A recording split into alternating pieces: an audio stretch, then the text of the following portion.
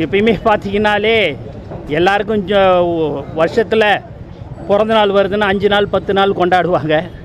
தளபதியுடைய பிறந்த நாள் தான் எங்களுடைய நிர்வாகிகள் 365 நாளும் கொண்டாடி இருக்கிறாங்கன்னா அது எங்கள் தமிழக வெற்றி கழகம் தான் என்பதை இந்த நேரத்தில் நான் தெரிவிச்சுக்கிறேன்.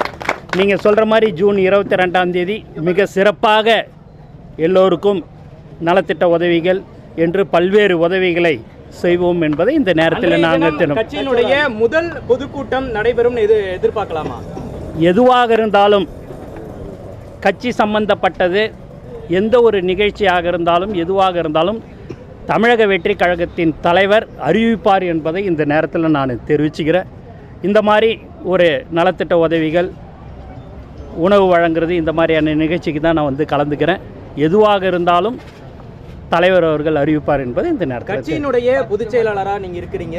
இந்த தருணத்தில் நாம் தமிழர் கட்சியினுடைய ஒருங்கிணைப்பாளர் சீமான் என்ன சொல்கிறாருன்னா, நாம் தமிழர் கட்சியும் அதே போன்று தமிழக வெற்றி கழகமும் கூட்டணி அமையும் அப்படின்ற கருத்துக்கள்லாம் சொல்கிறாரு.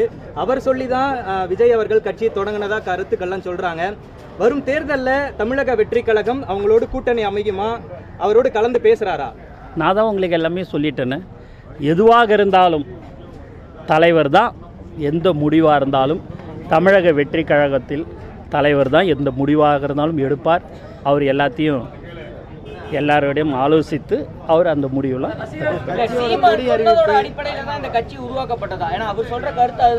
நன்றி சார். அறிக்கைகள் அப்படின்னு இல்லாம முழு நேர பொது வெளியில அரசியல்வாதியா எப்ப சார் பார்க்கலாம் விஜய் சார்? நன்றி. பாருங்க, செய்திகளை உடனுக்குடன் தெரிந்து கொள்ள உடனே சப்ஸ்கிரைப் பண்ணுங்க.